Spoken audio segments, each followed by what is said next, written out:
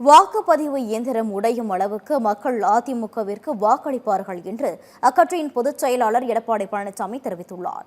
மாதவரம் சட்டமன்ற தொகுதிக்குட்பட்ட பாடியநல்லூரில் பரப்புரை மேற்கொண்ட எடப்பாடி பழனிசாமி சொன்னதை எதையும் செய்யாத அரசு திமுக அரசு என்றும் தமிழ்நாட்டில் மன்னர் ஆட்சி கொண்டுவர திமுக முயற்சி செய்கிறது எனவும் குற்றம் சாட்டினார். யார் ஆட்சியில் நல்ல திட்டங்கள் செயல்படுத்தப்பட்டன என்று விவாதிக்க தயாரா என்று முதலமைச்சர் மு.க.ஸ்டாலினுக்கு எடப்பாடி பழனிசாமி சவால் விடுத்தார். திமுக ஆட்சிக்கு வந்து 5 லட்சம் கோடி ரூபாய் கடன் வாங்கியதாக குற்றம் சாட்டிய எடப்பாடி பழனிசாமி வாங்கிய கடனை திருப்பி செலுத்த மக்களிடம் வரி வசூல் செய்வதாக விமர்சித்தார். திமுக அரசு மீது மக்கள் வெறியில் இருப்பதாகவும் வாக்குப்பதிவு இயந்திரம் உடையும் அளவுக்கு மக்கள் அதிமுகவிற்கு வாக்களிப்பார்கள் எனவும் எடப்பாடி பழனிசாமி தெரிவித்தார். அதிமுக ஆட்சியில் என்னென்ன திட்டங்களை கொண்டு வந்து நிறைவேற்றிக்கும் என்று நாங்கள் எந்த கூட்டத்தில் அழைத்தாலும் நான் வந்து பொது வழியிலே பேச தயார். 2027 இருந்து 2026 வரைக்கும் திராவிட முன்னேற்ற கழக ஆட்சியிலே என்னென்ன திட்டங்கள் கொண்டு வந்து அதனால் மக்களுக்கு என்ன நன்மை என்பது நீங்கள் விளக்குங்கள்.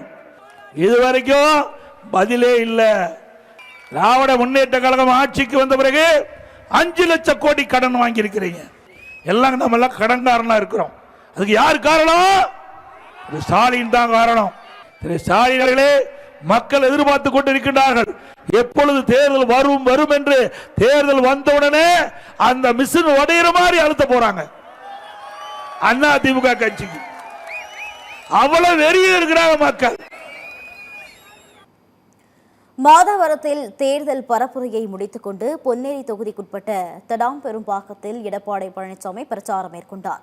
அதிமுக ஆட்சிக்கு வந்தால் மீனவர்களுக்கான மீன்பிடி தடைக்கால நிவாரண நிதி 12,000 ரூபாயாக உயர்த்தி வழங்கப்படும் என்று வாக்குறுதி அளித்தார். மீனவ மக்கள் இந்த பகுதியில் மீனவ மக்கள் இருக்கிறாங்க. மீன்பிடி தடை காலத்தில் அதிமுக ஆட்சி இருக்கிற பொழுது உயர்த்தணும். இப்போ 8,000 ரூபாய் மீன்பிடி தடை காலத்தில் கொடுக்குறாங்க.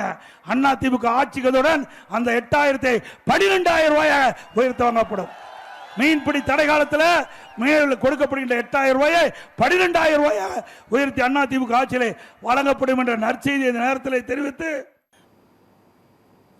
எடப்பாடி பழனிசாமி பாஜகவின் முரட்டு அடிமை என்ற துணை முதல்வர் உதயநிதி ஸ்டாலினின் விமர்சனத்திற்கு பதிலளித்தார்.